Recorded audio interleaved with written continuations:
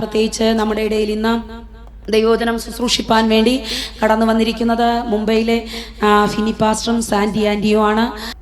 നമുക്കെല്ലാവർക്കും അറിയാം, ആസാദി എന്ന് പറയുന്ന യൂട്യൂബ് ചാനലിലൂടെ നമുക്ക് ഈ ദൈവദാസനെയും ദൈവദാസിയെയും പരിചയമാണ്.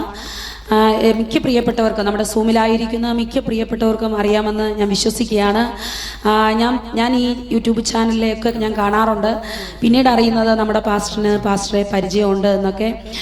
ഓരോന്നും ആത്മീക വർധന ഉളവാക്കുന്നതും വ്യത്യസ്തമായിട്ടുള്ള ദൈവത്തിൻ്റെ ശബ്ദങ്ങളൊക്കെ, ഓരോ ദൈവദാസിയുടെ അനുഭവങ്ങളൊക്കെ ഞാൻ കേട്ടിട്ടുണ്ട്. എനിക്കത് ആത്മീക വർധനവിന് ഉതകായിട്ടുണ്ട്. ഇന്ന് രാത്രികാലവും ദൈവദാസിനെയും ദൈവദാസിയെയും ദൈവം ഉപയോഗിക്കട്ടെ. പെട്ടെന്ന് തന്നെ കൊടുക്കുകയാണ് ശുശ്രൂഷയ്ക്ക്. കാരണം ഇത് കഴിഞ്ഞ് പ്രിയപ്പെട്ടവർക്ക് വേറൊരു മീറ്റിംഗ് ഉണ്ടെന്ന് പറയുവാനിടയായി തീർന്നു. അപ്പോൾ അതുകൊണ്ട് അധികം വേറൊന്നും പറയുവാൻ ആഗ്രഹിക്കുന്നില്ല. ശുശ്രൂഷയ്ക്കായിട്ട് പ്രിയപ്പെട്ടവരെ ക്ഷണിക്കുകയാണ്. താങ്ക് യു മീര സിസ്റ്ററെ. കർത്താവിന് സ്തോത്രം. ബിനു പാസ്റ്റർ ഓർത്ത് ദൈവത്തിന് സ്തോത്രം ചെയ്യുന്നു. നാളുകൾക്ക് മുമ്പ് ബിനു പാസ്റ്റർ ഞങ്ങളുടെ ബോംബെ ചർച്ചിൽ വന്ന് ശുശ്രൂഷിച്ചിട്ടുണ്ട്. ആ സമയം മുതൽ പാസ്റ്ററുമായിട്ട് പരിചയമുണ്ട്. ഇങ്ങനെ ഈ മീറ്റിങ്ങിന് കടന്നു വരുവാൻ ദൈവം ഞങ്ങളെ കുടുംബമായി സഹായിച്ചതിനെ ഓർത്ത് സ്തോത്രം ചെയ്യുന്നു. ദേവദാസിയാണ് സംസാരിക്കുന്നത്. ഞങ്ങളുടെ ഒരു പ്രോഗ്രാം ജസ്റ്റ് കഴിഞ്ഞതേ ഉള്ളൂ. അതല്പം കഴിയാൻ ലേറ്റായി. അതുകൊണ്ടാണ് ഞങ്ങൾക്ക് പെട്ടെന്ന് കയറാൻ പറ്റാഞ്ഞത്. ഇനി 9 മണിക്ക് അടുത്ത പ്രോഗ്രാമും ഉണ്ട്. അതുകൊണ്ട് ഞാൻ ഒട്ടും അധികം സംസാരിക്കുന്നില്ല. സാൻഡി സംസാരിച്ച ശേഷം കൺക്ലൂഡ് ചെയ്യാൻ മാത്രമാണ് ഞാൻ ഇരിക്കുന്നത്. ഇന്ന് രാത്രിയിൽ ദൈവം എല്ലാവരെയും അനുഗ്രഹിക്കട്ടെ, സഹായിക്കട്ടെ. സ്തോത്രം. Praise the Lord. എത്ര പേർക്ക് സന്തോഷമുണ്ടെന്ന്? Praise the Lord. നമ്മളെല്ലാം ഉറാശോടെ ദിവസം കടന്നു വരുവാൻ കർത്താവ് നമ്മളെല്ലാം ഇടയാക്കിയതിനായ ദൈവത്തിന് നമുക്ക് നന്ദി കരയേറ്റാം. ഞങ്ങൾ അല്പം ലേറ്റായിപ്പോയി. കാരണം ഞങ്ങൾ രാവിലെ മുതൽ ചർച്ചിലെ ഒരു ഫാമിലിയോടൊപ്പം അവരൊരു ആവശ്യത്തിന് വേണ്ടി വെളിയിൽ പോയേക്കുമായിരുന്നു. അതിനുശേഷം ഞങ്ങൾ ലേറ്റായിട്ടാണ് വീട്ടിൽ വന്നത്. അതിനുശേഷം മീറ്റിംഗ് ഉണ്ടായിരുന്നു. അതുകൊണ്ടാണ് ലേറ്റായിട്ട് ജോയിൻ ചെയ്ത്. ഓക്കെ, ദൈവം എല്ലാവരെയും അനുഗ്രഹിക്കട്ടെ. കർത്താവിന് ദാസിനെയും ദാസിയെയും ഇതിനകത്ത് സൂമിൽ അറ്റൻഡ് ചെയ്യുന്ന എല്ലാ ദൈവമക്കളെയും ഓർത്ത് ദൈവത്തെ സ്തുതിക്കുന്നു.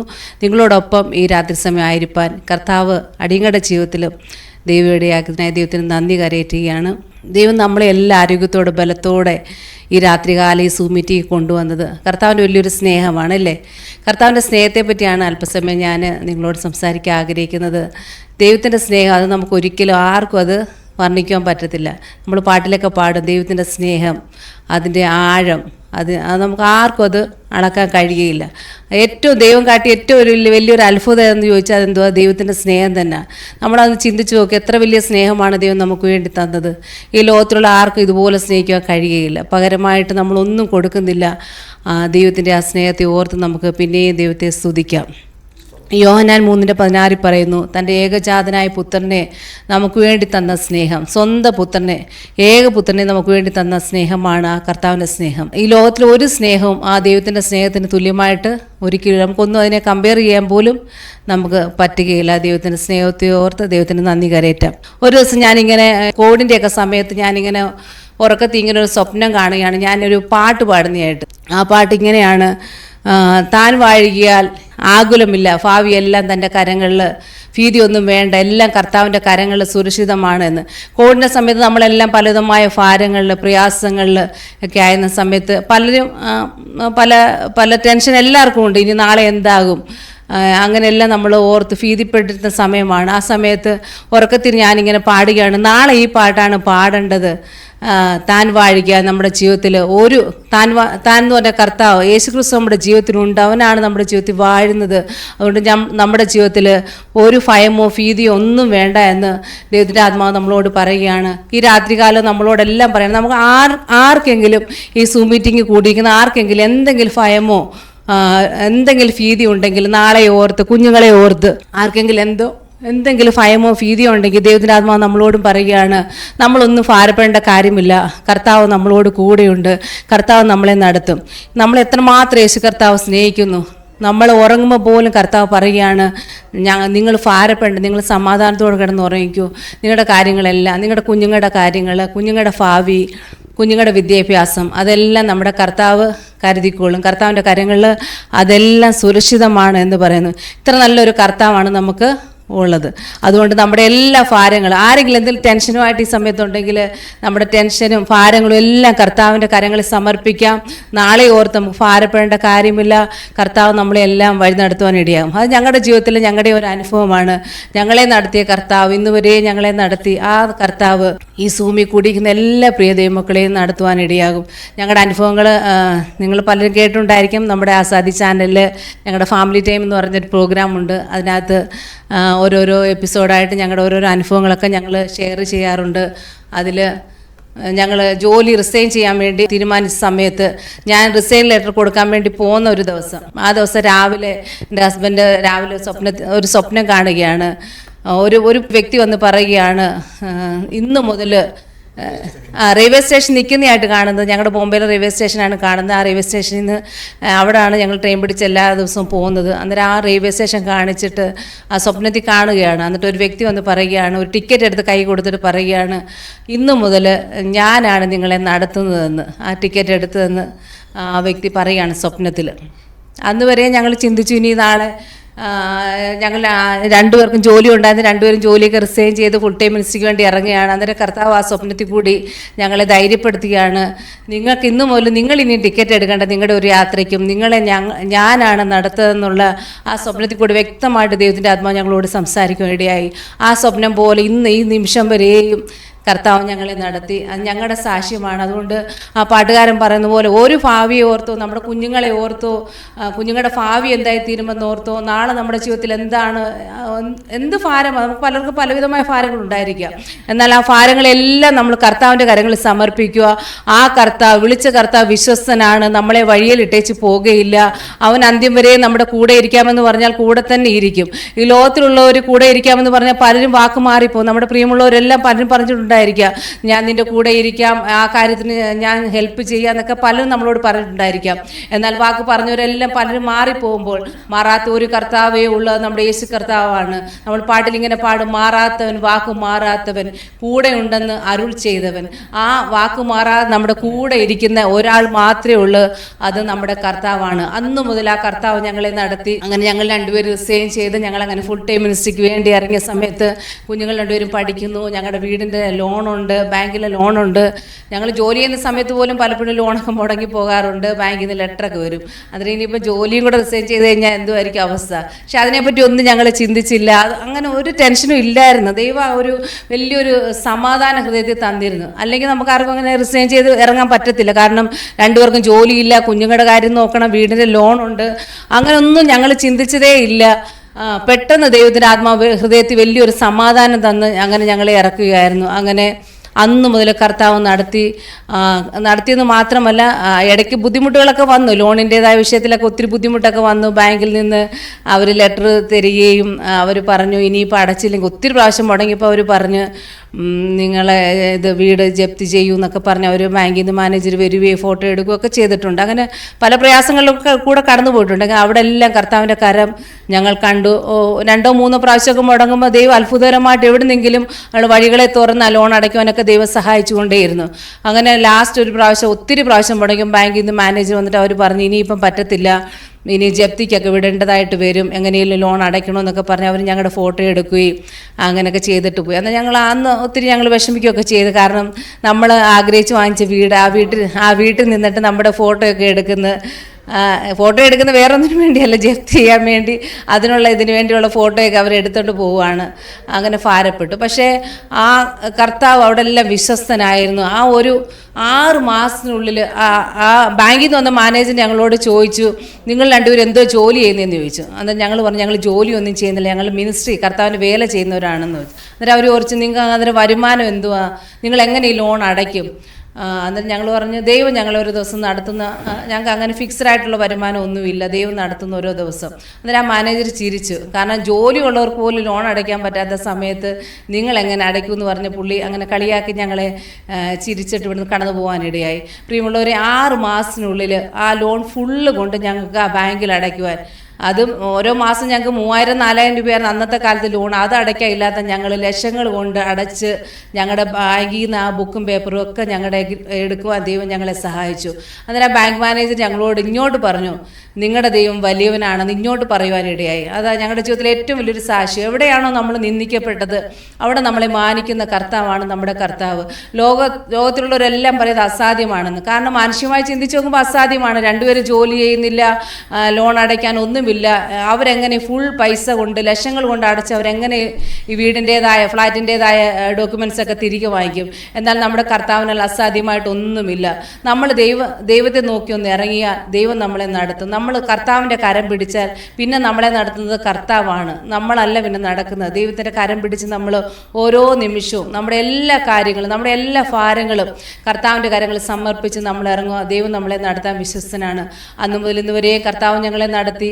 2010 വരെ ഞങ്ങൾ വേറൊരു ചർച്ചിൻ്റെ അസോസിയേറ്റ് പാസ്റ്ററായിട്ട് ഞങ്ങൾ ഇവിടെ വീറ്റി എന്ന് പറയുന്നൊരു സ്ഥലമുണ്ട്, അവിടെ ആയിരുന്നു ഞങ്ങൾ ശുശ്രൂഷയിലായിരുന്നത്. എന്നാൽ 2010 ദൈവത്തിൻ്റെ ആത്മാവ് ഞങ്ങളോട് പറഞ്ഞ് നിങ്ങൾ അയക്കുന്ന സ്ഥലത്ത് തന്നെ നേരത്തെ തന്നെ ദൈവത്തിൻ്റെ ആത്മാവ് ഞങ്ങളോട് സംസാരിച്ചുകൊണ്ടേയിരുന്നു, നിങ്ങൾ സഭ തുടങ്ങണം, ഇവിടെ കൂട്ടായ്മ ആരംഭിക്കണമെന്നെല്ലാം ദൈവത്തിൻ്റെ ആത്മാക്കളോട് സംസാരിച്ചുകൊണ്ടേയിരുന്നു. എന്നാൽ ഞങ്ങൾ കർത്താവിൻ്റെ ദാസ ദൈവത്തോട് ചോദിച്ചു, കർത്താവേ ഇവിടെ ഒത്തിരി ചർച്ചുണ്ട്. ഞങ്ങൾ താമസിക്കുന്ന മീരാറോഡ് എന്ന് പറയുന്ന സ്ഥലത്താണ്. മീരാറോഡിൽ ഒത്തിരി ചർച്ചുകളുണ്ട്. ഒരു 100-നകത്ത് ചർച്ചുകൾ ഇവിടെ തന്നെ ഉണ്ട്, ചെറിയ ചെറിയ കൂട്ടമായിട്ട് എല്ലാത്തിൻ്റെതായിട്ട്. അന്ന് ഞങ്ങൾ ചോദിച്ചു, ദൈവമേ ഇത്രയും ചർച്ച ഇവിടെ ഉണ്ട്, ഞങ്ങളും കൂടെ ഒന്നുകൂടെ തുടങ്ങിക്കഴിഞ്ഞാൽ അത് കൂടിപ്പോകുമല്ലോ, അതിൻ്റെ ആവശ്യമുണ്ടോ? അതിന് കർത്താവ് ഞങ്ങളോട് പറഞ്ഞു, എനിക്കൊരു നല്ല കിണർ വേണം, നല്ലൊരു കിണർ, ദൈവസഭയെ കാണിക്കുന്ന ഒരു കിണർ എന്നുള്ളത്. എനിക്ക് നല്ലൊരു കിണർ ഈ ദേശത്ത് വേണമെന്ന് ദൈവത്തിൻ്റെ ആത്മാവ് സംസാരിക്കുകയും അങ്ങനെ ഞങ്ങളിവിടെ ഒരു ചെറിയ ഇൻഡസ്ട്രിയിൽ ഒരു ചെറിയ സ്ഥലം വാടകയ്ക്ക് എടുത്തിട്ട് അങ്ങനെ ആദ്യത്തെ സൺഡേ ചർച്ച് കൂടാൻ വേണ്ടി ഞങ്ങൾ അങ്ങനെ സഭായം തുടങ്ങാൻ വേണ്ടി അങ്ങനെ ആഗ്രഹിച്ച് പ്രാർത്ഥിച്ചു. ദൈവസന്ധി ഇപ്രകാരം വിഷയം വെച്ച്, കർത്താവെ 12 പേര് ആദ്യത്തെ സൺഡേയിലുണ്ടെങ്കിൽ അത് ദൈവമേ നിൻ്റെ പദ്ധതിയാണ്, അത് നിൻ്റെ ഹിതമാണ്, ഞങ്ങൾ തീർച്ചയായും പൂർണ്ണമായിട്ട് വിശ്വസിക്കുന്ന ദൈവസന്നിധിയിൽ വെച്ചു. ദൈവമക്കളെ ആദ്യത്തെ ആഴ്ച ഞങ്ങൾ കുഞ്ഞുങ്ങളെ എല്ലാവരും കൂട്ടിയിട്ട് 12 പേര് അന്നുണ്ടായിരുന്നു. ദൈവം അങ്ങനെ ആ ദൈവസഭയെ അനുഗ്രഹിക്കുവാനിടയായി. ഒരു ചെറിയൊരു ഇൻഡസ്ട്രിയിലായിരുന്നു അത് തുടങ്ങിയത്. ഫാനൊക്കെ വെച്ചാൽ പോലും ഭയങ്കര ചൂടാണ്, ചെറിയൊരു സ്ഥലമാണ്, പോകാനൊക്കെ ഭയങ്കര ബുദ്ധിമുട്ടായിരുന്നു. എന്നാൽ അവിടെ ആ സ്ഥലം നിറഞ്ഞു കവിഞ്ഞ വിശ്വാസികളെ ദൈവം തന്നു. അവിടെ നിന്നിട്ട് ഞങ്ങൾക്ക് വേറൊരു സ്ഥലം മാറുവാൻ എല്ലാം ദൈവം സഹായിച്ചു. അവിടെ ആയിരുന്നപ്പോൾ ഞങ്ങൾക്ക് 3500 രൂപയായിരുന്നു വാടക. ആ 3500 രൂപ കൊടുക്കാൻ ഞങ്ങൾക്ക് ഇല്ലായിരുന്നു. അയാൾ വന്നിങ്ങനെ വെയിറ്റ് ചെയ്യും എല്ലാ സൺഡേയിലും, ഞങ്ങൾ വാടക തരുന്നോ നോക്കിയിട്ട്. ഞങ്ങൾക്ക് വാടക കൊടുക്കാൻ ഇല്ല, കുറച്ച് നേരം അയാൾ ഇരിക്കും. അത് കഴിഞ്ഞിട്ട് ചിലപ്പോൾ ഓഫറിങ് കിട്ടുന്നതൊക്കെ വെച്ച് എത്ര കിട്ടുന്നത് വെച്ചാൽ അത് പുള്ളിക്ക് കൊടുക്കും. അത് വാങ്ങിച്ചുകൊണ്ട് അയാൾ പോകുമായിരുന്നു. അതിൻ്റെ 500-600 രൂപയ്ക്കായിരിക്കും ചിലപ്പോൾ കിട്ടുന്നത്. അത് പുള്ളിക്ക് കൊടുക്കും. പിന്നെ ഞങ്ങൾക്ക് ഒരാഴ്ചത്തേക്ക് ഒന്നുമില്ല. എന്നിട്ട് പക്ഷെ ദൈവം ഞങ്ങൾ നടത്തി. ഒരു ദിവസം പോലും ഒന്നിനും കുറവ് വരാൻ ദൈവം അനുവദിച്ചിട്ടില്ല. ഉള്ളത് സ്വത്രാഴ്ച കിട്ടുന്ന പുള്ളിക്ക് കൊടുക്കും, പുള്ളി അത് വാങ്ങിച്ചുകൊണ്ട് പോവുകയും ചെയ്യും. പുള്ളിക്ക് ഫുള്ളായിട്ട് കൊടുക്കാൻ നമ്മുടെ കയ്യിൽ അന്നൊന്നും ഇല്ലായിരുന്നു. അതിനുശേഷം ആ സ്ഥലം നിറഞ്ഞു കവിഞ്ഞപ്പോൾ ദൈവം വേറൊരു സ്ഥലം നിന്ന് അവിടുത്തെ വാടക 21,000 വരെ അവിടുത്തെ വാടക വന്നു. ഒരു പ്രാവശ്യം പോലും ആ 21,000 മുടങ്ങാൻ ദൈവം അനുവദിച്ചില്ല. മുന്നേറി ചെക്ക് കൊടുത്തിട്ട് 3,500 കൊടുക്കാനില്ലായിരുന്നു ഞങ്ങൾക്ക്. ദൈവം ആ 21,000 ഒരു ദിവസം ഒരു പ്രാവശ്യം പോലും മുടങ്ങാതെ മുന്നേറി ചെക്ക് കൊടുക്കാൻ ദൈവം സഹായിച്ചു. നമ്മുടെ കർത്താവ് എത്ര വിശ്വസ്തനാണ്. ആ സ്ഥലവും നിറഞ്ഞു കഴിഞ്ഞപ്പം ദൈവം ഞങ്ങൾക്ക് വേറൊരു സ്ഥലം തന്ന് അവിടെയാണ് ഇപ്പം ഞങ്ങൾ ആരാധിക്കുന്ന ഒരു പാർട്ടി ഹോളാണ്. അവിടെ ഞങ്ങൾ ആരാധിക്കുന്നു. ഹിന്ദി കൂട്ടായ്മയുണ്ട്, മലയാളം കൂട്ടായ്മയുണ്ട്. ദൈവം അനുഗ്രഹമായിട്ട് ദൈവം ഞങ്ങളെ നടത്തുന്നു. ദൈവസന്നിധിയിൽ നമ്മളെ തന്നെ സമർപ്പിച്ച് നമ്മുടെ വിഷയങ്ങളെല്ലാം കർത്താവിൻ്റെ കാര്യങ്ങളിൽ സമർപ്പിച്ചാൽ തീർച്ചയായും കർത്താവ് നമുക്ക് വേണ്ടി പ്രവർത്തിക്കുകയാകും. ഞങ്ങളുടെ സാക്ഷ്യമാണ് ഇത്. ഒത്തിരി സാക്ഷ്യമുണ്ട് ഞങ്ങൾക്ക്. അത് പലപ്പോഴായിട്ട് നിങ്ങൾ സമയമുള്ളപ്പോഴൊക്കെ ആസാദിൽ അതിനകത്ത് ഫാമിലി ടൈമിൽ നിങ്ങൾ കാണണം. ഞങ്ങളുടെ കുഞ്ഞുങ്ങളുടെ വിഷയത്തിന്മേലും ദൈവം ഒത്തിരി അത്ഭുതം ചെയ്തിട്ടുണ്ട്. ഞങ്ങളുടെ മോൻ്റെ വിഷയത്തിന്മേൽ മോനെ പ്രഗ്നൻ്റ് ആയിരുന്ന സമയത്ത് എനിക്ക് ചിക്കൻ ബോക്സ് ആയിരുന്നു. 3 മാസമൊക്കെ ആയപ്പോൾ എനിക്ക് ചിക്കൻ ബോക്സിനാൽ ഒത്തിരി ഭാരപ്പെട്ടു. ചിക്കൻ ബോക്സിന് അന്നേരം ഞങ്ങൾ ഡോക്ടറെ അടുത്ത് ചെന്നപ്പോൾ ഡോക്ടർ പറഞ്ഞു ചിക്കൻ ബോക്സ് വന്നതല്ലേ. ഞാൻ ഹോസ്പിറ്റലിൽ വർക്ക് ചെയ്യുമായിരുന്നു. അന്നേരം ഞങ്ങളുടെ ഹോസ്പിറ്റലിൽ തന്നെ ഡോക്ടറായിരുന്നു, ഗൈനക്കോളജിസ്റ്റ് ആയിരുന്നു. അന്നേരം ആ ഡോക്ടർ പറഞ്ഞ് നിങ്ങളെന്തിനാ സാൻഡി നാളെ പോയിട്ട് ഹസ്ബൻഡുമായിട്ട് പറഞ്ഞു എനിക്ക് സംസാരിക്കണമെന്ന് പറഞ്ഞു. അങ്ങനെ ഞങ്ങൾ രണ്ടുപേരുടെ പിറ്റേന്ന് പോവുകയാണ്. അന്നേരം ആ ഡോക്ടർ ഞങ്ങളോട് പറഞ്ഞു നിങ്ങളെന്തിനാണ് റിസ്ക് എടുക്കുന്നത്, കുഞ്ഞിന് നമുക്ക് പ്രഗ്നൻ്റ് ആയിരിക്കുമ്പോൾ ചിക്കൻ ബോക്സ് വന്നു കഴിഞ്ഞാൽ കുഞ്ഞിന് എന്തെങ്കിലുമൊക്കെ ഒന്നി കണ്ണ് കാണത്തില്ല, അല്ലെങ്കിൽ കാല് കാണത്തില്ല, എന്തെങ്കിലും ഒരു അംഗവൈകല്യം കാണും. അതുകൊണ്ട് നിങ്ങൾ എന്തിനാണ് റിസ്ക് എടുക്കുന്നത്? നിങ്ങളിപ്പം കല്യാണം കഴിച്ചതേ ഉള്ളൂ, കുഞ്ഞുങ്ങൾ ഉണ്ടാകാതിരുന്ന് നിങ്ങൾക്ക് ഉണ്ടായതൊന്നും അല്ല. അതുകൊണ്ട് നിങ്ങൾ ഒത്തിരി സമയം മുന്നോട്ട് കിടപ്പുണ്ട്. അതുകൊണ്ട് നിങ്ങൾ റിസ്ക് എടുക്കേണ്ട കാര്യമില്ല, നിങ്ങൾ ഈ കുഞ്ഞിനെ നിങ്ങൾ അബോർട്ട് ചെയ്ത് കളയണമെന്ന് പറഞ്ഞു. ഞങ്ങൾ രണ്ടുപേരും കൂടെ ഞങ്ങളോട് പറഞ്ഞു നിങ്ങൾ വീട്ടിൽ പോയി തീരുമാനമൊക്കെ എടുത്തിട്ട് പതുക്കെ ആലോചിച്ചിട്ട് വന്ന് പറഞ്ഞാൽ മതി എന്ന് പറഞ്ഞു. ഞങ്ങൾക്ക് അങ്ങനെ ആലോചിക്കേണ്ട ഒരു ആവശ്യവും ഇല്ല. ദൈവം ഞങ്ങൾക്ക് തന്നതാണ്. ഞങ്ങൾ കർത്താവ് അത്ഭുതം ചെയ്യുന്നുവെന്ന് പ്രസംഗിച്ചിട്ട് നമ്മുടെ ജീവിതത്തിൽ നമ്മൾ അതിനുവേണ്ടി കാത്തിരിക്കുന്നില്ല എങ്കിൽ, നമ്മൾ വിശ്വസിക്കുന്നില്ലെങ്കിൽ നമ്മൾ പിന്നെ മറ്റുള്ളവരോട് എങ്ങനെ അത് പറയും? ഞങ്ങൾ പറഞ്ഞു ദൈവം ഞങ്ങൾക്ക് എങ്ങനെയുള്ള കുഞ്ഞിനെ തന്നാലും ഞങ്ങളത് സ്വീകരിക്കും, അതുകൊണ്ട് ഞങ്ങൾ ഒരിക്കലും അബോർഷൻ ചെയ്യുകയില്ല എന്ന് പറഞ്ഞ് ഞങ്ങൾ വിശ്വാസത്തോടെ ആ ഡോക്ടറോട് പറഞ്ഞിട്ട് ഞങ്ങൾ കടന്നു വരുവാനിടയായി. അതിനുശേഷം ഡോക്ടർ പിന്നെയും പറഞ്ഞു 5-ാം മാസത്തിൽ നമുക്ക് ഒരു സോണോഗ്രാഫിയും കൂടെ എടുക്കണം, അന്നേരം നമുക്ക് മനസ്സിലാവും കുഞ്ഞിന് എന്തെങ്കിലും കുഴപ്പമുണ്ടോ, അങ്ങനെ നമുക്ക് മനസ്സിലാവുമെന്ന് പറഞ്ഞു. അങ്ങനെ 5-ാം മാസത്തിൽ ഞങ്ങൾ ഒരു സോണോഗ്രാഫി എടുക്കാൻ വേണ്ടി പോവുകയാണ്. അതിന് മുന്നേ നാട്ടിൽ നിന്ന് ഒരു കർത്താവിൻ്റെ ദാസി ഇങ്ങനെ ആലോചന പറയാനിടയായി. അതുപോലെ ഞങ്ങളെല്ലാവരും പ്രാർത്ഥിക്കുന്നുണ്ട് വിഷയത്തിന് വേണ്ടി. കാരണം ഡോക്ടർ ഇങ്ങനെ പറഞ്ഞിട്ടുണ്ടല്ലോ കുഞ്ഞിന് എന്തെങ്കിലും ബുദ്ധിമുട്ട് കാണുമായിരിക്കും, അങ്ങനെ ഡോക്ടർ പറഞ്ഞിട്ടുണ്ട്. നമ്മുടെ വീട്ടിലുള്ള പേരൻസും എല്ലാവരും പ്രാർത്ഥിക്കുന്നുണ്ട്. നാട്ടിൽ അന്നേരം ഒരു കർത്താവിൻ്റെ ദാസി, 2 കണ്ണിനും കാഴ്ചയില്ലാത്തൊരു കർത്താവിൻ്റെ ദാസി വന്നിട്ട് ഞങ്ങളുടെ വീട്ടിൽ വന്ന് പപ്പായോട് പറയുകയാണ്, ഇതുപോലെ ഫിനിമോൻ്റെ കുഞ്ഞിന് ഒരു കാല് കാണുന്നില്ല, ഒരു കാലില്ലാതെ ജനിക്കുന്നതായിട്ട് കാണുന്നു. അവർക്ക് കണ്ണ് കാണാത്തൊരു ആൻറ്റിയാണ്. ആ ആൻറ്റി വന്ന് ആൻറ്റി ദർശനത്തിൽ ദൈവത്തിൻ്റെ ആത്മ വെളിപ്പെടുത്തിയ അനുസരിച്ച് വന്ന് പറയുകയാണ് കുഞ്ഞിന് ഒരു കാലില്ല എന്ന്. അങ്ങനെ എന്നോടിത് പറയുന്നില്ല. അന്നേരം അതൊക്കെ വെച്ച് എല്ലാവരും പ്രാർത്ഥിച്ചുകൊണ്ടേയിരിക്കുകയാണ്. അങ്ങനെ ഞങ്ങൾ ആ സോണോഗ്രാഫി എടുക്കാൻ വേണ്ടി പോയപ്പം അവർ സോണോഗ്രാഫി എടുത്തുകൊണ്ടേയിരിക്കും. കുറേ നേരമായിട്ട് അവരൊന്നും പറയുന്നില്ല. ഒരു അരമണിക്കൂറോളം അവരിങ്ങനെ ചെക്ക് ചെയ്തുകൊണ്ടേയിരുന്നു. അതിനുശേഷം അവരുടെ മെയിൻ ഡോക്ടറെ വിളിക്കുവാനിടയായി. അരമണിക്കൂറിന് ശേഷം എന്താണെന്ന് ചോദിച്ചിട്ടൊന്നും അവരൊന്നും പറയുന്നില്ല. അങ്ങനെ മെയിൻ ഡോക്ടർ വന്നപ്പോൾ എൻ്റെ ഡോക്ടർ ഇവിടുന്ന് ലെറ്റർ കൊടുത്തിട്ടുണ്ട്, ഹിസ്റ്ററി ഓഫ് ചിക്കൻ ബോക്സിൻ്റെ ഹിസ്റ്ററി ഉണ്ടെന്ന് പറഞ്ഞുകൊണ്ട് ലെറ്റർ കൊടുത്തിട്ടുണ്ട്. അന്നേരം മെയിൻ ഡോക്ടർ വന്നപ്പോൾ ഇവർ ഈ ലെറ്റർ കൈ കൊടുത്തു. അന്നേരം ചിക്കൻ ബോക്സിൻ്റെ ഹിസ്റ്ററി ഉണ്ടെന്ന് പറഞ്ഞപ്പോൾ ആ ഡോക്ടർ പറഞ്ഞു കുഞ്ഞിൻ്റെ ഒരു കാല് കാണുന്നില്ല, അതിനകത്ത് ഒരു കാലില്ല കുഞ്ഞിന് അതിനകത്ത് ആ സോണോഗ്രാഫിയിൽ. അന്നേരം ആ മെയിൻ ഡോക്ടർ വന്നിട്ട് പറഞ്ഞു, ഈ ലെറ്റർ വായിച്ചിട്ട് പറഞ്ഞു, കുഞ്ഞിന് കാല് കാണത്തില്ല, കാരണം ചിക്കൻ ബോക്സിൻ്റെ ഹിസ്റ്ററി ഉള്ളതല്ലേ, അന്നേരം കാണത്തില്ല, ശരിയായിരിക്കും എന്ന് പറഞ്ഞു. അന്നേരം എൻ്റെ ഹസ്ബൻഡ് അതിൻ്റെ അടുത്ത് ഇരുന്ന് എന്നെ പ്രാർത്ഥിച്ചു, കർത്താവ് നിനക്ക് ഇപ്പോഴും നീ സൃഷ്ടികർത്താവാണ്, ഇപ്പം വേണമെങ്കിലും നിനക്ക് സൃഷ്ടിക്കുവാൻ കഴിയും. അങ്ങനെ ഞാൻ അറിയുന്നില്ല ഇതൊന്നും ഡോക്ടർ പറയുന്നതൊന്നും. അന്നേരം എൻ്റെ ശരീരത്തിൽ കൈവച്ച് പ്രാർത്ഥിച്ചു. അതിനുശേഷം ആ ഡോക്ടർ ഒന്നും കൂടെ മെഷീൻ വെച്ചിട്ട് സോണോഗ്രാഫി ഒന്ന് ടെസ്റ്റ് ചെയ്യാനിടയായി. അന്നേരം ആ ഡോക്ടർ പറഞ്ഞു, നിങ്ങളോട് ആര് പറഞ്ഞു കാലില്ലെന്ന്, ദാണ്ടെ കുഞ്ഞിന് കാലുണ്ടല്ലോ എന്ന് പറഞ്ഞിട്ട് പറയുവാനിടയായി. അങ്ങനെ ഡെലിവറി ആവുന്നത് വരെ എല്ലാവരും പ്രാർത്ഥിച്ചുകൊണ്ടിരുന്നു. എൻ്റെ ഉള്ളിൽ ടെൻഷൻ ഉണ്ടായിരുന്നു. നമ്മൾ മാതാക്കൾക്ക് എന്തെങ്കിലും ടെൻഷൻ വരുമല്ലോ, കാരണം ഡോക്ടർമാർ ഇങ്ങനെയൊക്കെ പറഞ്ഞിട്ടുണ്ട്. അന്നേരം ഡെലിവറി സിസേറിയനായിരുന്നു. സിസേറിയനെല്ലാം കഴിഞ്ഞ് അത് കഴിഞ്ഞ് ഞാൻ ഡോക്ടറോട് ചോദിച്ചു, ഡോക്ടറെ എന്തെങ്കിലും കുഞ്ഞിന് കുഴപ്പമുണ്ടോ? എന്നാൽ ഡോക്ടർ പറഞ്ഞു ഒരു കുഴപ്പവുമില്ല സാൻഡി, കുഞ്ഞ് എല്ലാം നോർമലാന്ന് പറഞ്ഞു. പക്ഷേ കുഞ്ഞ് ജനിച്ചു കഴിഞ്ഞപ്പോൾ അവൻ്റെ കാലയിൽ റൈറ്റ് ലെഗിൽ ആ തള്ളവിരലയിൽ ഇങ്ങനെ നമുക്ക് ചിക്കൻ ബോക്സിന് വലിയൊരു ഇങ്ങനെ കുമ്മള വരുമല്ലോ റെഡായിട്ട് ഇങ്ങനെ, അതുപോലൊരു ചെറിയ കുമ്മള അവൻ്റെ കാലയിലുണ്ടായിരുന്ന റൈറ്റ് കാലയിലെ തള്ളവിരലയിൽ. അന്നേരം ഞങ്ങൾ ഡോക്ടറോട് ചോദിച്ചു ഇതെന്ത് പറ്റി ഡോക്ടറെ ഇങ്ങനെ വന്നത്? അന്നേരം ഡോക്ടർ പറഞ്ഞു ഇതുവരെ ഞാൻ എങ്ങും കണ്ടിട്ടില്ല കുഞ്ഞുങ്ങൾക്കൊന്നും. അന്നേരം ഞങ്ങൾ ഇന്നും വിശ്വസിക്കുന്നത് കർത്താവ് ആ കാലാണ് മോന്, ദൈവം അവന് ആ സമയത്ത് അതിന് സൃഷ്ടിച്ചു കൊടുത്തതാണ്. ആ ചിക്കൻ ബോക്സിൻ്റെ അടയാളമായിട്ട് ദൈവം അതിനെ മാർക്ക് ചെയ്ത് ദൈവത്തിൻ്റെ സിഗ്നേച്ചർ ഇട്ട് വിട്ടുകയാണെന്ന് ഞങ്ങൾ പറയുന്നത്. മോൻ ഇന്ന് MSc മൈക്രോബയോളജി പഠിക്കുന്നു. ദൈവം ഒരു ഊനമില്ലാത്ത മോനെ തന്ന് കർത്താവ് അവനെ അനുഗ്രഹിച്ച് അവൻ്റെ വിദ്യാഭ്യാസത്തിൽ ഒത്തിരി സാക്ഷ്യമുണ്ട്. കാരണം മോൻ ജൂനിയർ KGയിലും സീനിയർ KGയിലൊക്കെ പഠിക്കുമ്പോഴൊക്കെ അവൻ ഒത്തിരി കുസൃതിയൊക്കെ ഉള്ളതുകൊണ്ട് നല്ലപോലൊന്നും എഴുതത്തൊന്നുമില്ലായിരുന്നു. ABCD ഒക്കെ എഴുതുമ്പോൾ അവൻ ഉൾട്ടാ എഴുതും, തിരിച്ചൊക്കെ എഴുതി വെക്കുമായിരുന്നു. B ഒക്കെ ഇങ്ങോട്ട് എഴുതി വെക്കും, D ഇങ്ങോട്ട് എഴുതി വെക്കും. അന്നേരം സീനിയർ KG കഴിഞ്ഞപ്പോൾ അവിടുത്തെ പിന്നെ അച്ഛൻ കത്തോലിക്കർ സ്കൂളിലായിരുന്നു പഠിക്കുന്നത്. അവിടുത്തെ ഫാദർ വിളിച്ചിട്ട് ഞങ്ങളോട് പറഞ്ഞ് ഈ മോനെ ഒന്നും എഴുതത്തൊന്നുമില്ല, ഓറലായിട്ടെല്ലാം പറയും, ABCD എല്ലാം പറയും, പക്ഷേ എഴുതത്തില്ലൊന്നും. അന്നേരം പറഞ്ഞു ഇനിയിപ്പോൾ എന്തോലും ഫസ്റ്റ് സ്റ്റാൻഡേർഡിലോട്ടൊക്കെ ചെന്ന് കഴിഞ്ഞാൽ എഴുതേണ്ടി വരുമല്ലോ, അതുകൊണ്ട് ഫസ്റ്റ് സ്റ്റാൻഡേർഡിൽ കയറ്റുന്നില്ല, സീനിയർ KG തന്നെ ഒരു വർഷം കൂടെ ഇരുത്താമെന്ന് പറഞ്ഞു. അന്നേരം ഞങ്ങൾ പറഞ്ഞു മോൻ്റെ ഒരു വർഷം പോവുമല്ലോ, അതിൻ്റെ ഒരു പ്രാവശ്യമോട് ഇവിടെ വെച്ച് അവനെ ഒന്ന് ABCD ഒക്കെ ഒന്ന് എഴുതിപ്പിരും, അവൻ എഴുതും. അങ്ങനെ ആ റിസൾട്ട് അവർ തന്നില്ല, എങ്കിലും ഇവനെ കൊണ്ട് ഒരു പ്രാവശ്യമോടെ ABCD ഒക്കെ ബാക്കി എല്ലാ പിള്ളേർക്കും റിസൾട്ട് കൊടുക്കുന്ന സമയമാണ്, പാസ്സായ റിസൾട്ട് കൊടുക്കുന്നു. പക്ഷേ മോനെ കൊണ്ട് പിന്നെ ഒന്നുകൂടെ ഒരു എക്സാം പോലും ഇട്ടിട്ട് പിന്നെ ഞങ്ങൾ റിക്വസ്റ്റ് ചെയ്ത പ്രകാരം പിന്നെ അവനെ ഫസ്റ്റ് സ്റ്റാൻഡേർഡിലേക്ക് കയറ്റുമായിരുന്നു. അങ്ങനെ ആ സമയത്തൊക്കെ ഞങ്ങൾ പ്രാർത്ഥിച്ചു, കർത്താവേ അവനെ ഈ സ്കൂളിൽ ഫസ്റ്റ് സ്റ്റാൻഡേർഡിലോട്ട് കയറ്റത്തില്ലെന്ന്, അവനെ ജൂനിയർ KG ഇരുത്തു എന്ന് പറഞ്ഞാൽ ആ സ്കൂളിൽ തന്നെ ദൈവം അവനൊരു സാക്ഷ്യമാക്കണം, ഇവിടെ നന്നായിട്ട് പഠിച്ചിറങ്ങുക, ദൈവം അവനെ സഹായിക്കണമെന്ന് ഞങ്ങൾ പ്രാർത്ഥിച്ചു. അവിടെ ആ സ്കൂളിൻ്റെ പ്രത്യേകത എന്ന് പറഞ്ഞാൽ പിന്നെ 10th ബോർഡിൻ്റെ എക്സാം കഴിയുമ്പം 90% എബോ പിള്ളേരെല്ലാം ഫോട്ടോ അവിടെ ഇങ്ങനെ വെളിയിലെല്ലാം ഇങ്ങനെ വെക്കും, ഫ്ലെക്സ് അടിച്ച് വെക്കും. എന്നിട്ട് ഞങ്ങൾ പ്രാർത്ഥിച്ചു, ദൈവത്താൽ അസാധ്യമായിട്ടൊന്നുമില്ല. ഇപ്പം അവന് ABCD പോലും എഴുതാൻ അറിയത്തില്ല കറക്റ്റായിട്ട്, ദൈവം അവനെ ഇവിടെ ഒരു സാക്ഷ്യമാക്കി നിർത്തണേന്ന്.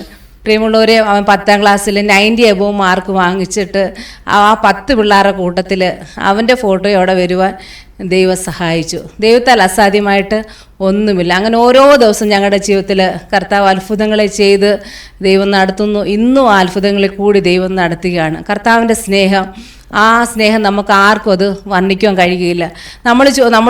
നമ്മളോട് ചോദിക്കുകയാണ്, ആരാണ് യേശു കർത്താവിനെ കൂടുതലായിട്ട് സ്നേഹിച്ചത്? നമ്മളെല്ലാം ബൈബിൾ വായിക്കുന്നവരാണ്, നമുക്ക് വചനം നന്നായിട്ട് അറിയാം. നിങ്ങൾ ആരായിരിക്കും ഏറ്റവും കൂടുതൽ യേശു കർത്താവിനെ സ്നേഹിച്ചത്? അതെ, എല്ലാവരും പറയും. നമുക്ക് യോഹന്നാൻ, ചിലർ പറയും യോഹന്നാനായിരിക്കും, കാരണം യോഹന്നാൻ യേശുവിൻ്റെ മാറോട് ചേർന്നിരുന്ന വ്യക്തിയാണ്, യോഹന്നാനായിരിക്കും. അല്ലെങ്കിൽ പത്രോസ് ആയിരിക്കും. പത്രോസ് എപ്പോഴും കൂടെ ഉണ്ടായിരുന്നു, യേശുവിനെ പിടിക്കാൻ വന്നവരെ കാതൊക്കെ അറുത്തിട്ട ആളാണ് പത്രോസ്. അന്നേരം പത്രോസാന്ന് നമ്മൾ പറയും. പക്ഷെ ഇവരെല്ലാം യേശുവിനെ സ്നേഹിച്ചു. എങ്കിലും ഞാൻ പറയുന്ന ഒരാൾ നമ്മൾ യോഹന്നാൻ 20ാം അധ്യായത്തിൽ നമ്മൾ കാണുന്നു, അത് മഗ്ദലക്കാരത്തി മറിയയാണ്. ആ മറിയയുടെ സ്നേഹത്തെ പറ്റിയാണ് നമ്മളവിടെ പറയുന്നത്. ആ മറിയയുടെ സ്നേഹത്തെപ്പറ്റി നമുക്കവിടെ കാണാം. കാരണം രാത്രിയിൽ ആ കല്ലറയുടെ അടുക്കൽ സ്ത്രീകളായ നമ്മൾ ആരെങ്കിലും പോവോ? ഞാൻ പോകത്തില്ല. നമ്മൾ ആർക്ക് പോകാൻ പറ്റാത്തൊരിടമാണ് രാത്രി കല്ലറയിൽ. പകല് പോലും സ്ത്രീകൾ പോകാൻ മടിക്കുന്ന ഒരു സ്ഥലമാണ്. ആ സ്ഥലത്താണ് ആ മറിയ അവിടെ ചെല്ലുന്നത്. രാത്രിയിൽ ഇരുട്ടുള്ളപ്പോൾ പോയെന്നാണ് യോഹന്നാൻ 20:1 എഴുതിയിരിക്കുന്നത്. ആഴ്ചവട്ടത്തിന് 1-ാം നാൾ മഗ്ദലക്കാരത്തി മറിയ രാവിലെ ഇരുട്ടുള്ളപ്പോൾ തന്നെ കല്ലറയ്ക്കൽ ചെന്നു. കല്ലറവാതിക്കൽ നിന്ന് കല്ല് നീങ്ങിയിരിക്കുന്നത് കണ്ടു. ഇവിടെ നമ്മൾ വായിക്കുന്ന രാവിലെ അവൾ ഇരുട്ടുള്ളപ്പോൾ തന്നെ കല്ലറയുടെ അടുക്കിലേക്ക് പോവുകയാണ്. ഇരുട്ടൊന്നും അവൾക്കൊരു തടസ്സമല്ല. കല്ലറയോ അതിൻ്റെ ഭയമോ ഭീതിയോ ഒന്നും അവൾക്ക് തടസ്സമല്ല. കാരണം എന്താണ്? യേശു കർത്താവിനോടുള്ള സ്നേഹമാണ്. യേശു കർത്താവിൻ്റെ സ്നേഹം നമ്മുടെ ഉള്ളത്തിൽ വന്നു കഴിഞ്ഞാൽ വേറെ ഒരു കാര്യം നമ്മളെ പിന്നോട്ട് നിർത്തുകയില്ല. ഇപ്പം നമ്മൾ പറയുമോ കാലിന് വേദനയായിരുന്നു അതുകൊണ്ട് ആരാധനയ്ക്ക് പോകാൻ പറ്റിയില്ല, അല്ലെങ്കിൽ വീട്ടിൽ ഗസ്റ്റ് വന്നു ആരാധനയ്ക്ക് പോകാൻ പറ്റിയില്ല, അങ്ങനെയൊന്നും നമ്മൾ പറയത്തില്ല. യേശുവിനോടുള്ള സ്നേഹം ഉണ്ടെങ്കിൽ നമ്മൾ പറയും എങ്ങനെയായാലും എനിക്ക് ആരാധനയ്ക്ക് പോയേ പറ്റത്തുള്ളൂ. ആ സ്നേഹം വന്നു കഴിഞ്ഞാൽ പിന്നെ നമുക്ക് ആർക്കും അവിടെ അടങ്ങിയിരിക്കുവാൻ കഴിയുകയില്ല. അതുപോലെ ഇവിടെ മറിയ പോവുകയാണ്. ആ കല്ലറയുടെ അടുത്ത് ഇരുട്ടുള്ളപ്പോൾ തന്നെ മറിയ പോവുകയാണ്. കാരണം മറിയയ്ക്കറിയാം തൻ്റെ ജീവിതത്തിൽ യേശു ഗുരു എന്താണ് ചെയ്തതെന്ന്. 7 ഭൂതങ്ങളുള്ള മറിയയെ വിടുവിച്ച കർത്താവാണ്. അതുകൊണ്ടാണ് അവൾ യേശുവിനെ സ്നേഹിക്കുന്നത്. ആ മറിയ കല്ലറയ്ക്കിലേക്ക് പോയിക്കുന്നതായിട്ട് നമ്മൾ കാണുന്നു. അവിടെ ചെന്നപ്പോൾ കാണുന്നത് ആ കല്ലറയിൽ നിന്ന് കല്ല് നീങ്ങിയിരിക്കുന്നത് കണ്ടിട്ട് അവൾ പിന്നെ ഓടി ശീമോൻ പത്രോസിൻ്റെയും യേശുവിന് പ്രിയനായ മറ്റേ ശിഷ്യൻ്റെ അടുക്കിലേക്ക് ഓടി ചെല്ലുകയാണ്. കല്ലറ തുറന്നിരിക്കുന്നത് കണ്ടപ്പം പിന്നെ അവൾ തിരിച്ചോടുകയാണ്. ശിഷ്യന്മാരോട് പോയി അറിയിക്കുകയാണ്, ആ ഗുരുവിൻ്റെ ശരീരം അവിടെ കാണുന്നില്ല എന്ന് പറഞ്ഞ് അവൾ അറിയിക്കുകയാണ്. അവൾ പറയുന്നത് കേട്ടാണ് ആ ശിഷ്യന്മാർ, യേശു ഒത്തിരി സ്നേഹിച്ച ശിഷ്യൻ അവിടെ എഴുതിയിരിക്കുന്നുണ്ട്. ആ യേശു ഒത്തിരി സ്നേഹിച്ച ശിഷ്യനും പത്രോസും ഒക്കെ പിന്നെയും മറിയയുടെ കൂടെ ഓടിപ്പോകുന്നതായിട്ട് നമ്മൾ വായിക്കുന്നു. ഇരുവരും ഒന്നിച്ചോടി മറ്റേ ശിഷ്യൻ പത്രോസിനേക്കാൾ വേഗത്തിലോടി കല്ലറയ്ക്കലെത്തി. മറ്റേ ശിഷ്യൻ എന്ന് പറയുന്നത് യോഹന്നാനാണ്. യേശു കൂടുതൽ സ്നേഹിച്ച ശിഷ്യൻ എന്ന് യോഹന്നാൻ്റെ പേരവിടെ പറയുന്നില്ല, അവിടെ എഴുതിയിരിക്കുന്നത്. അവരവിടെ യോഹന്നാൻ ആദ്യം പോയി കുനിഞ്ഞു നോക്കി ശീലകൾ കിടക്കുന്നത് കണ്ടു, അകത്ത് കിടന്നില്ല. കല്ലറയ്ക്ക് പോയി ജസ്റ്റ് കുനിഞ്ഞു നോക്കി ശീലകൾ കിടക്കുന്നത് കണ്ടിട്ട് യോഹന്നാൻ മാറി നിന്നു. പത്രോസ് പിന്നാലെ വന്നിട്ട് കല്ലറയുടെ അകത്ത് കയറി. യോഹന്നാൻ അകത്ത് കയറിയില്ല, ശീലകൾ കിടക്കുന്നത് കണ്ടിട്ട് മാറി നിന്നു. എന്നാൽ പത്രോസ് ഒരു സ്റ്റെപ്പ് കൂടെ മുന്നോട്ട് വെച്ചു, അകത്ത് കയറി ഒന്ന് നോക്കി. അവിടെ ശീലകൾ കിടക്കുന്നതും തലയിൽ ചുറ്റിയിരുന്ന റൂമാൽ ശീലകളോടെ കിടക്കാതെ വേറിട്ട് ചുരുട്ടി വെച്ചിരിക്കുന്നതും കണ്ടു. യോഹന്നാൻ കണ്ടത് ശീലകൾ കിടക്കുന്നത് കണ്ടു. എന്നാൽ അകത്ത് കയറിയ പത്രോസ് പിന്നെയും ഒരു കാഴ്ചയുടെ കൂടുതൽ കാണുകയാണ്. ശീലകൾ കിടക്കുന്നതും തലയിൽ ചുറ്റിയിരിക്കുന്ന റൂമാൽ അവിടെ ചുരുട്ടി വെച്ചിരിക്കുന്നതൊക്കെ പത്രോസ് കാണുന്നു. പ്രിയമുള്ളവർ, നമ്മൾ എത്രമാത്രം കൂടുതൽ യേശുവിനോട് അടുത്ത് ചെല്ലുന്നു, മറ്റാരും കാണാത്ത കാര്യങ്ങൾ നമുക്ക് കാണുവാൻ കഴിയും. കൂടുതലായി ഇവിടെ പത്രോസ് കണ്ടതല്ല, യോഹന്നാൻ കണ്ടതല്ല പത്രോസ് കാണുന്നത്. പത്രോസ് അകത്ത് കയറി നോക്കി, യോഹന്നാൻ കുനിഞ്ഞു നോക്കിയതേ ഉള്ളൂ. നമ്മൾ അതുകൊണ്ട് ഈ ദിവസങ്ങളിൽ കൂടുതലായിട്ട് കർത്താവിനോട് കൂടുതലായിട്ട് നമുക്ക് അടുത്ത് ചെന്നാൽ കൂടുതലായിട്ട് കർത്താവ് നമ്മളെ ആത്മീയ ദർശനങ്ങളെ കാണിച്ച് ദൈവം നമ്മളെ നടത്തുവാൻ ചെയ്യും. ഇവർ രണ്ടുപേരും ഇത് കണ്ടിട്ട് അവർ പിന്നെ മടങ്ങിപ്പോവുകയാണ്, ഇത് രണ്ടും കണ്ടിട്ട്. എന്നാൽ 11-ാം വാക്യത്തിൽ പറയുന്നു, എന്നാൽ മറിയ കല്ലറയ്ക്കൽ പുറത്ത് കരഞ്ഞുകൊണ്ട് നിന്നു. കരയുന്നതിനിടെ അവൾ കല്ലറയെ കുനിഞ്ഞു നോക്കി. ഈ പത്രോസ് യോഹന്നാൻ ഇതെല്ലാം കണ്ട് അവർക്ക് മനസ്സിലായി ഗുരു ഇവിടെ ഇല്ല എന്ന് കണ്ടിട്ട് അവർ മടങ്ങിപ്പോവുകയാണ്. എന്നാൽ മടങ്ങിപ്പോകാതെ അവിടെ ഒരു വ്യക്തി കരഞ്ഞുകൊണ്ട് നിൽക്കുകയാണ്. അത് മറിയാണ്. മറിയയ്ക്ക് അറിയാം മറിയ എന്തിനാണ് അവിടെ വന്നത്. മറിയ വന്നത് യേശുവിൻ്റെ ശരീരം കൊണ്ടുപോകാനാണ് വന്നത്. ഒരിക്കലും ഒരു സ്ത്രീയായ മറിയയ്ക്ക് ഒരിക്കലും ഒരു മരിച്ച ശരീരം തനിയെ കൊണ്ടുപോകാൻ കഴിയുകയില്ല. കാരണം നമുക്ക് എല്ലാവർക്കും അറിയാം ഒരിക്കലും അത് ഒരു സ്ത്രീക്ക് സാധിക്കുകയില്ല. ഒരു പുരുഷന് പോലും ഒറ്റയ്ക്ക് അത് എടുക്കാൻ കഴിയുകയില്ല. പക്ഷേ എന്നിട്ട് ആ മറിയയുടെ സ്നേഹമാണ് അവിടെ കാണിക്കുന്നത്.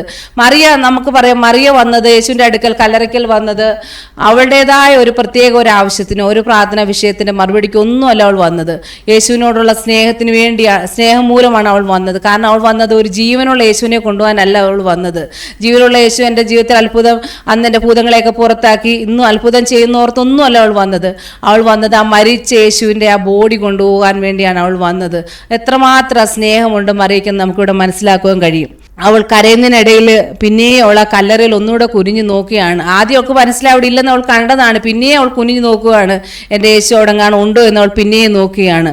അപ്പോൾ അവൾ ഈ രണ്ട് ശിഷ്യന്മാരും കാണാത്തൊരു കാഴ്ച പിന്നെ അവൾ കാണുകയാണ്. യേശുവിൻ്റെ ശരീരം കിടന്നെടുത്ത് ഇടത്ത് വെള്ളവസ്ത്രം ധരിച്ച് രണ്ട് ദൂതന്മാർ, ഒരുത്തൻ തലയ്ക്കലും ഒരുത്തൻ കാൽക്കലും ഇരിക്കുന്നത് കണ്ടു.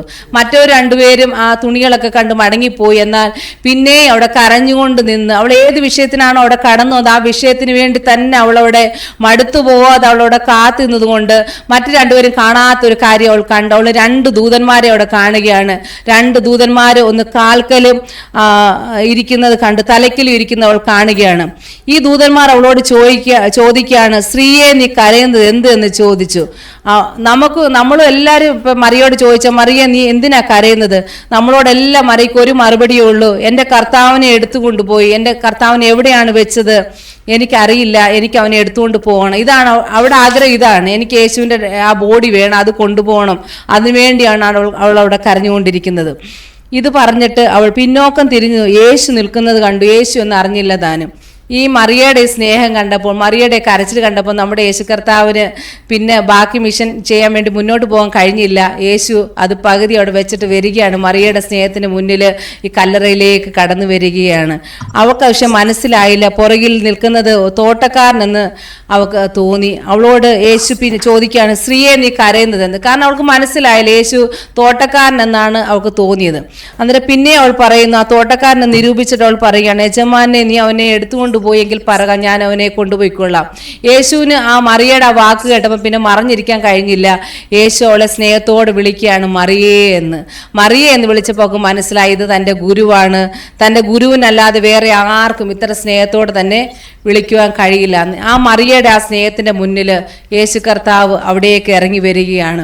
പ്രിയമുള്ളവരെ, നമ്മുടെ വിഷയങ്ങൾ എന്തുമായാലും നമ്മൾ ആ ദൈവസന്നിധിയിൽ നമ്മൾ മടുത്തു പോകാതെ, ആരെല്ലാം മാറിപ്പോയാലും നമ്മൾ മാറിപ്പോകാതെ നമ്മൾ നിന്ന് കഴിഞ്ഞാൽ കർത്താവ് നമുക്ക് വേണ്ടി ഇറങ്ങി വരും. മറിയയ്ക്ക് വേണ്ടി ഇറങ്ങി വന്ന ആ സ്നേഹം, ആ യേശു കർത്താവ് ഇന്നും നമുക്ക് ഓരോരുത്തർക്കും വേണ്ടി വരാൻ റെഡിയാണ്. പക്ഷെ നമ്മൾ ആ ദൈവസന്നിധി നമ്മൾ അതുപോലെ മറിയ കാത്തു നിന്നതുപോലെ നമ്മൾ കാത്തു നിൽക്കണം. കണ്ണുനീരോടെ ദൈവസന്നിധി നമ്മുടെ വിഷയങ്ങളുമായിട്ട് വന്നു കഴിഞ്ഞാൽ തീർച്ചയായും യേശു കർത്താവ് നമ്മുടെ വിഷയത്തിൻ്റെ മുന്നിൽ ഇറങ്ങി വരുവാനിടയാകും.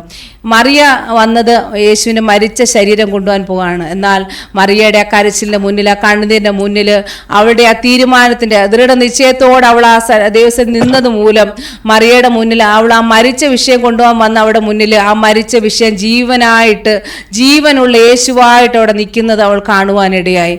അങ്ങനെ ആദ്യമായിട്ട് ഉയർത്തെഴുന്നേറ്റ് യേശു മറിയയ്ക്ക് പ്രത്യക്ഷനായി. അതിനുള്ള ഭാഗ്യം അവൾക്ക് ലഭിച്ചു. അവൾക്കാണ് ആദ്യം, തൻ്റെ ശിഷ്യന്മാർക്കൊന്നുമല്ല മറിയയ്ക്കാണ് ആദ്യ യേശു കർത്താവ് പ്രത്യക്ഷനായി. അതുകൊണ്ട് നമ്മുടെ ജീവിതത്തിൽ എന്ത് വിഷയമായാലും ലോകരെല്ലാവരും പറയട്ടെ അത് അസാധ്യമാണെന്ന്, അതിനൊരു മറുപടിയില്ല. രോഗമായിക്കോട്ടെ അതിന് ഇനി ഒരു ട്രീറ്റ്മെൻ്റ് ഇല്ല എന്ന് ലോകം മുഴുവൻ പറയട്ടെ. അല്ലെങ്കിൽ നമ്മുടെ തലമുറയുടെ വിഷയമായിരിക്കാം, അതെല്ലാം അസാധ്യമെന്ന് എല്ലാവരും പറയട്ടെ. എന്നാൽ നമ്മുടെ വിഷയങ്ങളുമായിട്ട് ഈ ദിവസങ്ങളിൽ മറിയ വന്നതുപോലെ ആരെല്ലാം മാറിപ്പോയാലും, ആരെല്ലാം ചില കാര്യങ്ങൾ കണ്ട് തൃപ്തിപ്പെട്ട് ചെറിയ വിടുതൽ കണ്ട് തൃപ്തിപ്പെട്ട് മടങ്ങിപ്പോയാലും നമ്മൾ മടങ്ങാതെ നമ്മൾ ഏത് വിഷയത്തിന് വേണ്ടിയാണോ ദിവസം കടന്നു വന്നത് ആ വിടുതലുമായിട്ടേ പോകത്തുള്ളൂ എന്ന് മറിയ തീരുമാനം എടുത്തതുപോലെ, മറിയ അവിടെ തീരുമാനം എടുത്തത് എന്താണ്? ഞാൻ ഗുരുവിൻ്റെ ശരീരം കൊണ്ടേ പോകത്തുള്ളൂ, അതുകൊണ്ടാണ് അവളോട് നിൽക്കുന്നത്.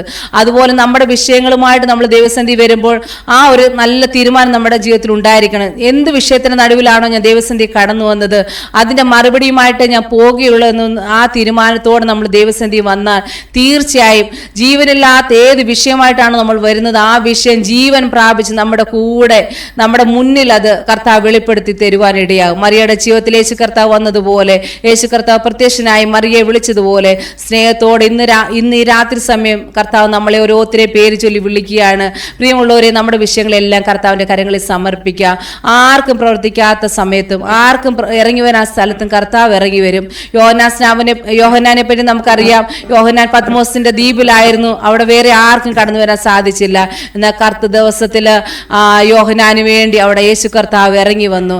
ആ യേശു കർത്താവിനെ അവിടെ സ്വർഗീയ ദർശനങ്ങൾ വെളിപ്പാടുകളെയും കൊടുത്തതായിട്ട് നമ്മൾ കാണുന്നു.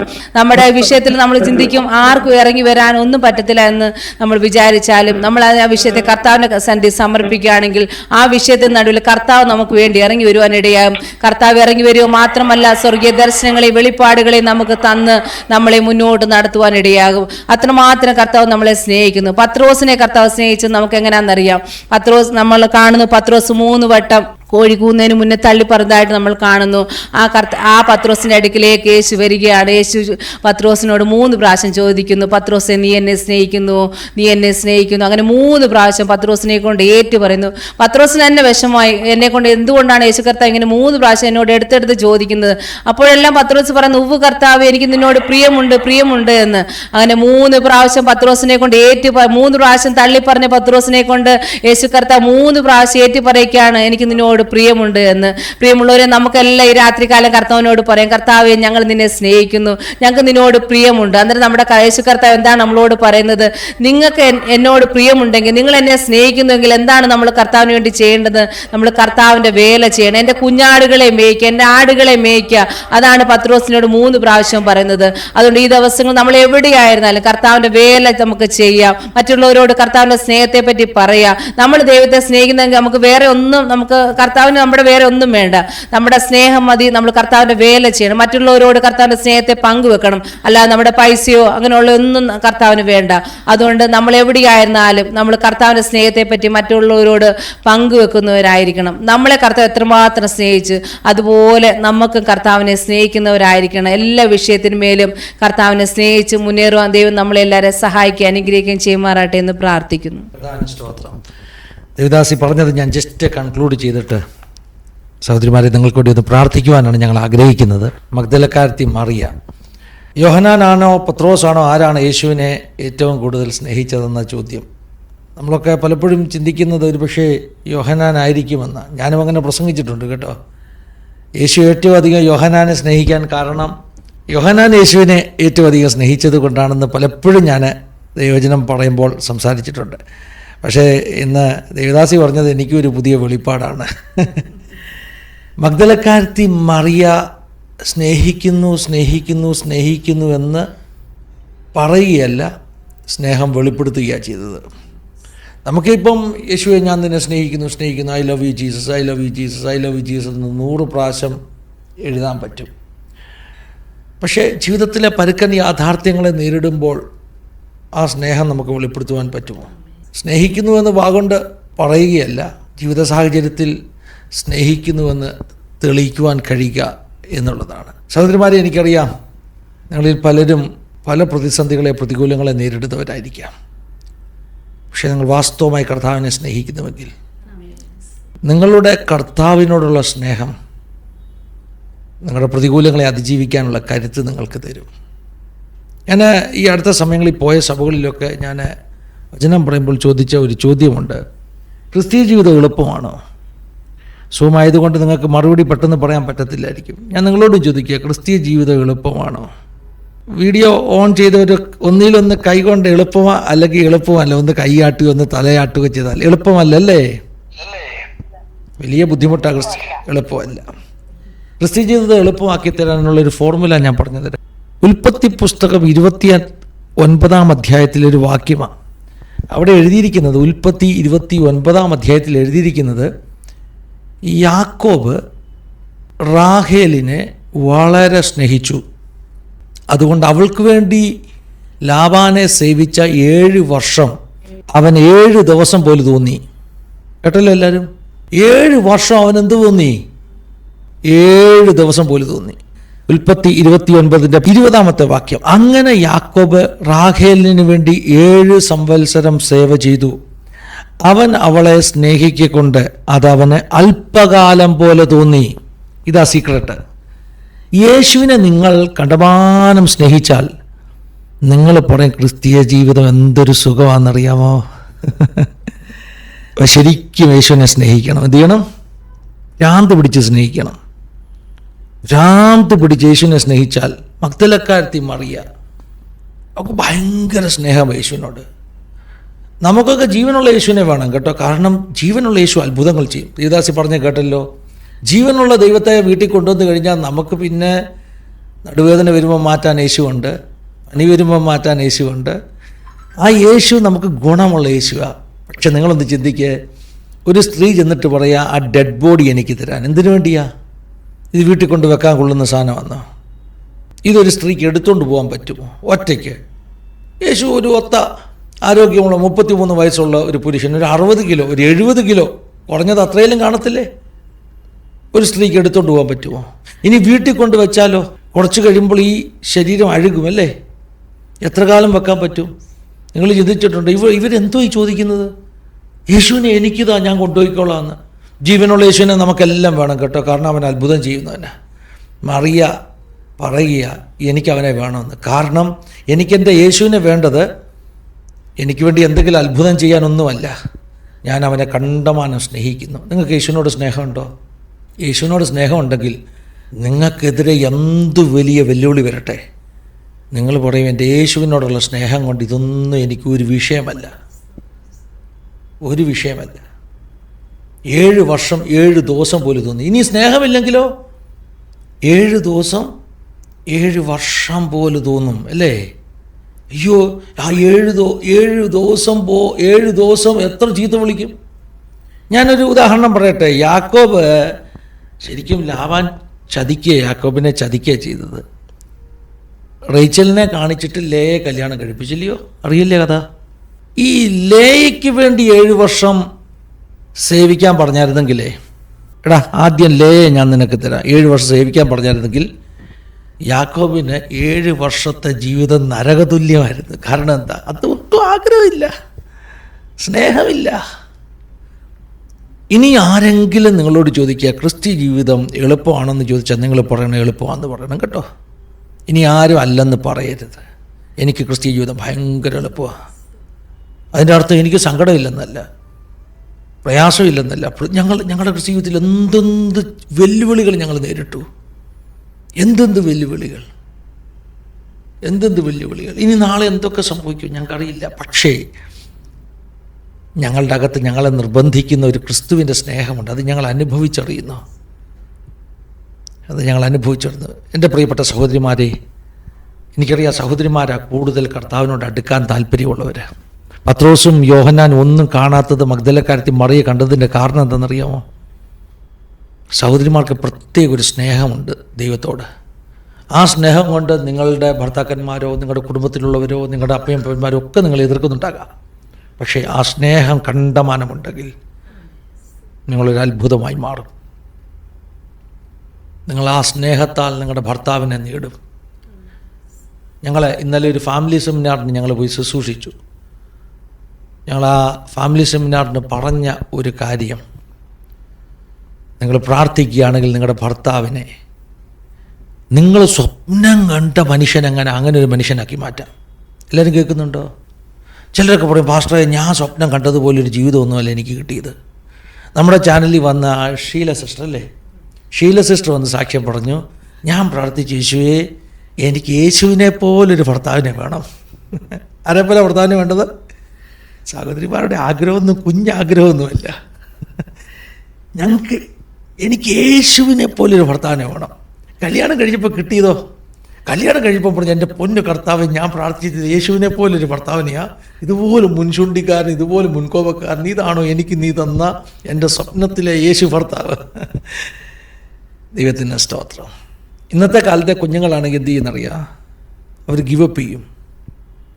ഈ കാലത്തെ പ്രശ്നം എന്താണെന്നറിയാം? കർത്താവ് ഞാൻ ചോദിച്ചതല്ല എനിക്ക് തന്നത്, ഇതൊന്നും അല്ലായിരുന്നു എനിക്ക് വേണ്ടത്, എൻ്റെ സ്വപ്നത്തിലെ ഭർത്താവല്ല എനിക്ക് കിട്ടിയത്. ഞാൻ കഴിഞ്ഞ ദിവസം ഞങ്ങൾ ഫാമിലി സെമിനാറിന് പറഞ്ഞ കാര്യമാണ്, ദൈവം നിങ്ങളുടെ കയ്യിൽ തരുന്ന ഭർത്താവ്, ദൈവം നിങ്ങൾക്ക് തരുന്ന ഭാര്യ ഫുൾ പ്രൊഡക്റ്റ് അല്ല. നിങ്ങൾ പറഞ്ഞതുപോലെ ദൈവം പൂർണ്ണമായിട്ട് ഉണ്ടാക്കി തന്ന പ്രൊഡക്റ്റ് അല്ല. ഹല്ലേലൂയ. പിന്നെന്തോന്നറിയോ? റോ മെറ്റീരിയലാണ് തന്നത്. ഈ റോ മെറ്റീരിയൽ കണ്ടിട്ടാണ് നിങ്ങൾ കരയുന്നത്, കർത്താവെ ഞാൻ ചോദിച്ചതല്ലല്ലോ തന്നത്. നിങ്ങൾക്കെല്ലാ റോ മെറ്റീരിയലും ദൈവം തന്നിട്ടുണ്ട്. ഇതെല്ലാം കൂടെ ഒന്ന് കൂട്ടി ഇണക്കിയാൽ നിങ്ങൾ സ്വപ്നം കണ്ട ഭർത്താവ് തന്നെയാണത്. വിശ്വസിക്ക് സഹോദരി, നിങ്ങളുടെ കയ്യിൽ ദൈവം തന്നിരിക്കുന്ന ഭർത്താവ് നിങ്ങൾ ചോദിച്ച വ്യക്തി തന്നെയാണ്, നിങ്ങൾ ആഗ്രഹിച്ച വ്യക്തി തന്നെയാണ്. പക്ഷേ ഇപ്പോൾ കാണുന്നത് റോ മെറ്റീരിയലാണ്. അതുകൊണ്ട് ബുദ്ധിയുള്ള സാമർഥ്യമുള്ള ഭാര്യയായി അദ്ദേഹത്തെ നിങ്ങൾ പ്രാർത്ഥനയിലൊന്ന് പണിതേ, നിങ്ങൾ സ്വപ്നം കണ്ട മനുഷ്യനായിട്ട് ആ മനുഷ്യൻ മാറും. ഹല്ലേലൂയ. ഇടയ്ക്കൊക്കെ സാൻഡി എന്നോട് പറയാറുണ്ട്, കല്യാണം കഴിച്ചപ്പോൾ ഇങ്ങനെയൊന്നും അല്ലായിരുന്നു, ഞാനാണ് ഈ പരുവത്തിലാക്കി എടുത്തതെന്ന്. കർത്താവിന്റെ സ്തോത്രം. എൻ്റെ ജീവിതത്തിൽ ഒത്തിരി മാറ്റം വരുത്തുവാൻ സാൻഡിക്ക് കഴിഞ്ഞു. സാൻഡിയുടെ ജീവിതത്തിൽ ഒത്തിരി മാറ്റം വരുത്തുവാൻ എനിക്ക് കഴിഞ്ഞു. ഇന്നലത്തെ ഫാമിലി സെമിനാറിന് ഞാൻ പറഞ്ഞു, ഞങ്ങളുടെ രണ്ടുപേരുടെയും വേവ് ലെങ്ത്, രണ്ടുപേരുടെയും ചിന്താഗതി രണ്ടായിരുന്നു. അത് ഏകദേശം ഒന്നിച്ചൊന്നാകാൻ 2 വർഷം എടുത്തു. പിന്നെയും കുറച്ചുകൂടെ ഒരേ രീതിയിൽ ചിന്തിക്കാൻ പിന്നെയും ഒത്തിരി വർഷങ്ങളെടുത്തു. അപ്പം ഞാൻ ഓർക്കുന്നുണ്ട്, ഞാൻ വിവാഹം കഴിഞ്ഞ ആദ്യത്തെ 1-2 വർഷം ഞങ്ങൾ ഉറങ്ങുമ്പോൾ, സാൻഡി ഉറങ്ങിക്കഴിയുമ്പോൾ തലേ കൈവച്ച് പ്രാർത്ഥിക്കും, കർത്താവേ എൻ്റെ സ്വപ്നത്തിലെ ഭാര്യയാക്കി, ഞാൻ ആഗ്രഹിച്ച എൻ്റെ ചിന്താഗതികൾ പോലെ ചിന്തിക്കുന്ന ഒരു വ്യക്തിയാക്കി മാറ്റണമെന്ന് പ്രാർത്ഥിക്കും. നിങ്ങൾക്കറിയാമോ, റോ മെറ്റീരിയലാണ് ദൈവം തന്നത്. അപ്പം നമുക്ക് പ്രശ്നം എന്താണെന്നറിയാം, നമ്മൾ വിവാഹം കഴിഞ്ഞതിൻ്റെ നെക്സ്റ്റ് ദിവസം പറഞ്ഞു, എനിക്ക് ആഗ്രഹിച്ചതല്ല പാസ്റ്ററായി കിട്ടിയത്, ഞാൻ കളഞ്ഞിട്ട് പോകുമെന്ന് പറഞ്ഞു. പക്ഷേ മിടുക്കികളായിട്ടുള്ള സഹോദരിമാർ എന്ത് ചെയ്യുന്നറിയാമോ? കിട്ടിയതിനെ പണിതെടുത്ത്, ഞാൻ കഴിഞ്ഞ ദിവസം ഫാമിലി സെമിനാറിന് പറഞ്ഞ സെൻറ്റൻസാണ്, പഴയകാലത്തെ അമ്മച്ചിമാരൊക്കെ കള്ളുകുടിയൻ അച്ചാനെ പ്രാർത്ഥിച്ച് പാസ്റ്ററാക്കി മാറ്റിയിട്ടുണ്ട്. കള്ളുകുടിയൻ അച്ചാനെ പ്രാർത്ഥിച്ച് പാസ്റ്ററാക്കി മാറ്റിയിട്ടുണ്ട്. ഇന്നത്തെ പെൺപിള്ളേർ എന്ത് ചെയ്യും? അടുത്ത ദിവസം കൊണ്ട് ഡിവോഴ്സിന് വേണ്ടി കേസ് കൊടുക്കും, എനിക്ക് ആഗ്രഹിച്ചതല്ല കിട്ടിയെന്ന് പറഞ്ഞ്. നിങ്ങൾ പരാജയപ്പെട്ടു. നിങ്ങളൊക്കെ ദൈവം ഏൽപ്പിച്ച റോ മെറ്റീരിയലിനെ പണിയാൻ നിങ്ങൾ പരാജയപ്പെട്ടു. യേശുവിനോട് സ്നേഹമുണ്ടോ? യേശുവിനോട് സ്നേഹമുണ്ടോ? യേശുവിനോട് സ്നേഹമുണ്ടെങ്കിൽ നിങ്ങളുടെ ജീവിതം ഒരു അത്ഭുതമായി മാറും. മഗ്ദലക്കാരത്തി മറിയ വന്നിട്ട് ആദ്യം ശീലകൾ ചുറ്റി അവിടെ വെച്ചിരിക്കുന്നത് കാണുകയാണ്. സൂപ്പർ നാച്ചുറലാണ് കണ്ടത് കേട്ടോ. ഒഴിഞ്ഞ കല്ലറ സൂപ്പർ നാച്ചുറലാണ്. എന്തൊരു അറ്റ്മോസ്ഫിയറാണെന്നറിയാമോ? യേശു ഉയർത്ത കല്ലറയിൽ ആ ഉയർപ്പിൻ്റെ ചൂട് പോകുന്നതിന് മുമ്പ് കയറി നിൽക്കുക എന്ന് പറഞ്ഞാൽ, ഹലോ, ആറ് തണുത്ത് കഴിഞ്ഞിട്ടല്ല. നമ്മളൊക്കെ ഇപ്പോൾ കല്ലറ കാണാൻ പോകുന്നവരുണ്ടല്ലേ, 2000 വർഷത്തിന് ശേഷം നിൽക്കുന്ന കല്ലറയല്ല, ആ ഉയർപ്പിൻ്റെ ചൂട് വിട്ടുമാറുന്നതിന് മുമ്പേ. ഹല്ലേലൂയ. അതിനകത്തുനിന്ന് കയറി നിൽക്കുക എന്ന് പറഞ്ഞാൽ സൂപ്പർ നാച്ചുറല്ല. പക്ഷെ മറിയ തിരിച്ചു പോയില്ല. അത് കഴിഞ്ഞിട്ട് 2 ദൂതന്മാരെ കണ്ടു.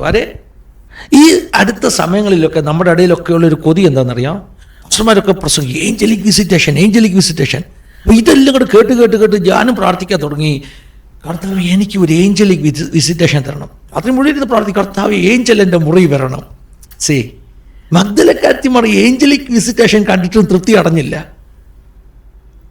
കർത്താവിനെ പഠിപ്പിച്ചടാ മോനെ, ഏഞ്ചലിക് വിസിറ്റേഷൻ്റെ ഒക്കെ അപ്പുറം, അതുക്കും മേലെ, തമിഴ് പടത്തില്ല, അതുക്കും മേലെ ഉണ്ടെന്ന്. നമ്മൾ ഏഞ്ചലിക് വിസിറ്റേഷന് വേണ്ടി ഒന്നും പ്രാർത്ഥിക്കില്ലെന്നാ ഇപ്പം ഞാൻ ആളുകളോട് പറയുന്നത്. അതുക്കും മേലെ ഉണ്ട്.